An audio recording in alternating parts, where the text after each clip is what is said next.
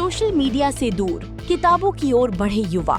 Twin win academy के 6 छात्रों ने लिखी अपनी पुस्तकें। लेखन के जरिए युवाओं ने दी रचनात्मकता की नई मिसाल। युवा अभिव्यक्ति को मंच, छात्रों की पुस्तकों का हुआ विमोचन। मैगजीन और रेडियो से निखरी विद्यार्थियों की संवाद क्षमता। कलम बनी पहचान, छात्र बने युवा लेखक।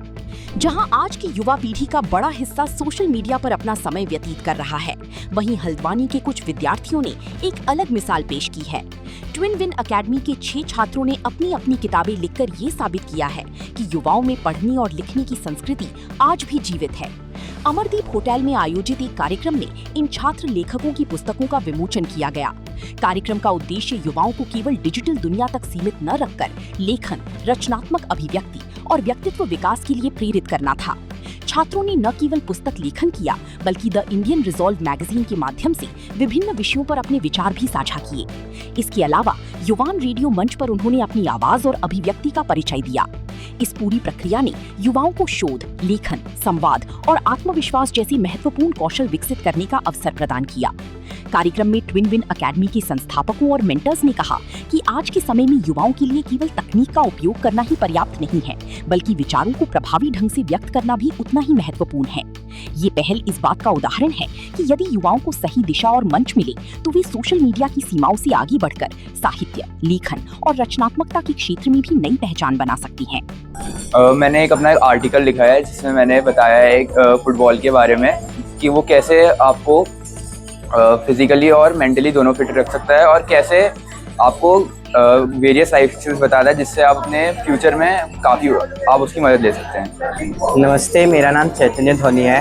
मैंने एक आर्टिकल लिखा है the importance of discipline in students life, जिसमें मैंने बताया कि कैसे एक बच्चे के जीवन में, एक विद्यार्थी के जीवन में डिसिप्लिन बहुत बड़ा रोल प्ले करती है। और मेरा एक रेडियो शो भी है जिसमें मैंने ये बताया है कि कैसे टेक्नोलॉजी का हमने गलत वे में ले रखा है कि वो स्टूडेंट्स को डिस्ट्रॉय कर रही है, जबकि टेक्नोलॉजी स्टूडेंट्स को और लेवल अप कर रही है उनकी स्टडीज़ को, जिसके कारण वो बच्चा अपने जीवन में सक्सेस पा रहा है। मेरा नाम प्रज्योत तिवारी है। मैंने आर्टिकल लिखा है कि संडे में हम क्या क्या कर सकते हैं।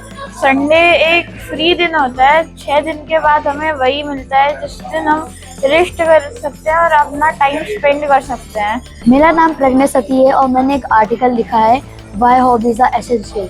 इसमें मैंने बताया कि मेरा फेवरेट हॉबी फुटबॉल खेलना है और फेवरेट हॉबी फुटबॉल खेलना। उसमें बताया कि उसके फिजिकल एंड मेंटल यूजेस क्या है, जैसे टीम वर्क, लीडरशिप क्वालिटीज़। और मैंने एक रेडियो स्क्रिप्ट भी बनाई है, माय फेवरेट हॉबी, जिसमें मैंने बताया कि मेरी फेवरेट हॉबी से हम क्या, अपनी फेवरेट हॉबी से हम क्या क्या सीख सकते हैं। जैसे फुटबॉल से हम we can connect with others. Thank you. So my name is Nuzpreet Kaur.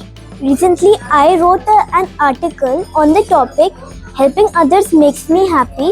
This article is about helping others in any way they can, because helping others is not just a task, it is an act of kindness. And I've also written a radio script titled How to Use AI Sensibly, which tells people to use AI only when needed and not unnecessarily in academics or in office work. Thank you. Good afternoon, मेरा नाम जीविका भट्ट है और मैंने एक article लिखा था जिसमें मैंने बताया था कि अगर आप एनवायरनमेंट फ्रेंडली नहीं रहोगे तो क्या क्या डिसएडवांटेजेस हो सकती हैं। स्मॉल हैबिट्स आप अगर यूज़ करोगे तो कितना हेल्प हो सकता है। एंड मैंने एक वो भी लिखा था, रेडियो शो भी मेरा हुआ था जिसका टॉपिक था healthy food versus junk food. सिर्फ एक कंपैरिजन था जिसने सब कुछ बता दिया कि आपको हेल्दी फूड बहुत ज़्यादा कंज्यूम करना चाहिए और छोटी छोटी हैबिट्स आपकी, जैसे आप 1 महीने में 1 बार 2 बार जंक फूड खा सकते हो तो वो आपके लिए हार्मफुल नहीं होगा। आप अगर हेल्दी फूड ज़्यादा कंज्यूम करोगे तो आपको कोई डिजीज़ नहीं होगी क्योंकि वो फ्रेश फार्म प्रोडक्ट से होता है। एंड अगर आपको और जानना है तो आप मेरा रेडियो शो सुन सकते हो स्पॉटिफाई पे, युवान रेडियो पे। एंड अगर आपको मेरे आर्टिकल के बारे में जानना है, आप इंडियन रिजॉल्व मैगजीन में देख सकते हैं, रीड कर सकते हैं। देखिए, ये 1 साल से इनके टीचर्स और उनके पेरेंट्स की मेहनत है। ट्विन विन एकेडमी के साथ जुड़ के आज कई बच्चे हैं जिनकी नेशनली रिलीज हो रही है एक किताब। अलग अलग किताबें इन्होंने लिखी है रेदर जो आज रिलीज हो रही हैं।